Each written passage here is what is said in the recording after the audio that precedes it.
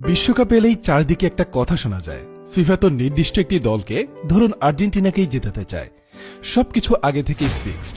কিন্তু আজ যদি আপনাকে বলি ফিফা যদি সত্যি মেসি বা আর্জেন্টিনাকে বিশ্বকাপ জেতাতে সাহায্য করে, তবে তাতে সবচেয়ে বড় ক্ষতিটা আসলে ফিফার নিজেরই হবে। হ্যাঁ, শুনতে অবাক লাগলেও এটাই চরম সত্যি।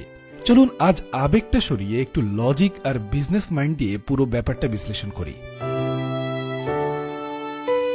প্রতি 4 বছর পরপর পৃথিবীতে একদল দর্শকের আবির্ভাব ঘটে, যাদের আমরা সিজনাল ফ্যান বা মৌসুমী দর্শক বলতে পারি।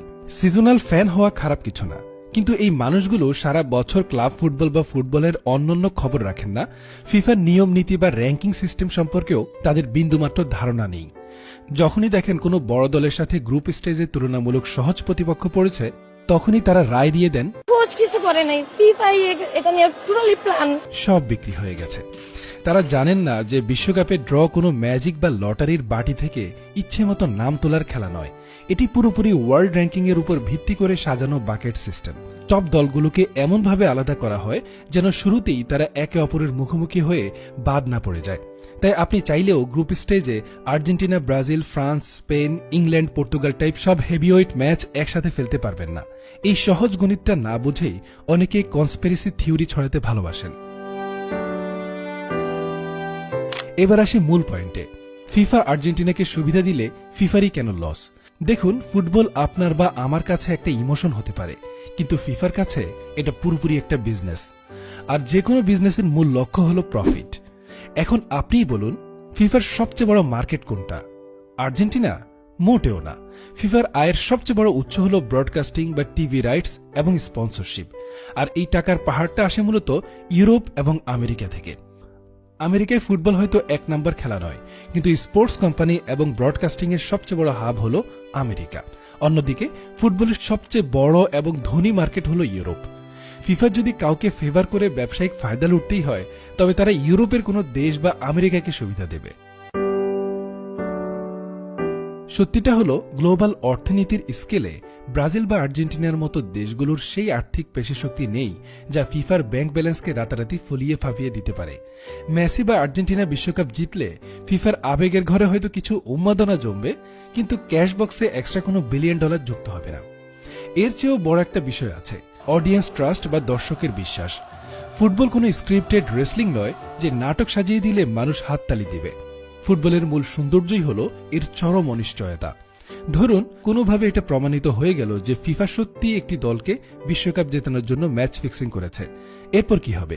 এক নিমেষেই সারা বিশ্বের কোটি কোটি দর্শকের ফুটবলের উপর থেকে আজীবনের জন্য বিশ্বাস উঠে যাবে। দর্শকরা যখন জানবেই যে ম্যাচের রেজাল্ট আগে থেকেই ঠিক করা, তখন আর কেউ রাত জেগে খেলা দেখবে না, স্টেডিয়ামের টিকিট কেটে গলা ফাটাবে না। আর দর্শক মুখ ফিরিয়ে নিলে স্পন্সররা কি বসে থাকবে? বড় বড় $multi-billion কোম্পানিগুলো তাদের স্পন্সরশিপ প্রত্যাহার করে নেবে। অর্থাৎ একটি নির্দিষ্ট দলকে সাময়িক সুবিধা দিতে গিয়ে ফিফা তাদের শত বছরের সাজানো সাম্রাজ্য আর গ্লোবাল ট্রাস্ট চিরতরে ধ্বংস করে ফেলবে। ফিফার কর্তারা হয়তো মাঠের বাইরে দুর্নীতিবাজ হতে পারেন, সেটা আপনি বলতে পারেন, কিন্তু তারা এতটা বোকা নন যে মাঠের ভেতরে ফিক্সিং করে নিজের পায়ে নিজেরা কুড়াল মারবেন। অনেকে হয়তো ভাবেন রেফারিকে টাকা খাইয়ে তো সহজেই ম্যাচ ঘোরানো যায়। আজকের আধুনিক ফুটবলে এটা প্রায় অসম্ভব। মাঠে একজন রেফারি থাকলেও পর্দার আড়ালে রয়েছে VAR প্রযুক্তি। প্রতিটি ম্যাচের সাথে যুক্ত থাকেন হাজার হাজার ম্যাচ অফিসিয়াল, চারদিক থেকে ঘিরে থাকে শত শত অত্যাধুনিক ক্যামেরা। এর বাইরেও ফুটবলে অনেক স্বাধীন অডিটর এবং স্পোর্টস ইন্টিগ্রিটি টিম কাজ করে, যাদের কাজই হল ব্যাটিং বা ফিক্সিং এর কোনো সন্দেহজনক বিষয় পেলেই সেটা তদন্ত করা। গ্রুপ পর্বে কোন দল চ্যাম্পিয়ন হবে, কার পয়েন্ট কত হবে, কে কত গোলে জিতবে বা হারবে, দাবার চালের মতো এত কোটি কোটি সমীকরণ আগে থেকেই সেট করে রাখা কোনো মানুষের পক্ষেই সম্ভব নয়।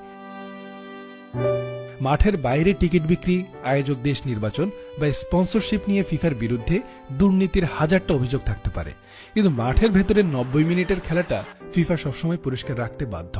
কারণ মাঠের খেলাটা ঠিক থাকলে তবেই তাদের বিজনেসটা টিকে থাকবে। তাই যারা ভাবেন ফিফা মেসি বা আর্জেন্টিনাকে বিশ্বকাপ জেতানোর জন্য ছক কষছে, তারা আসলে ফুটবলের বৃহত্তর ইকোসিস্টেম এবং অর্থনীতির বেসিকটাই বুঝতে ব্যর্থ হয়েছেন। বিশ্বকাপ জিতে পারফরম্যান্স আর মাঠের লড়াই দিয়ে, ফিফার কোনো গোপন স্ক্রিপ্ট দিয়ে নয়।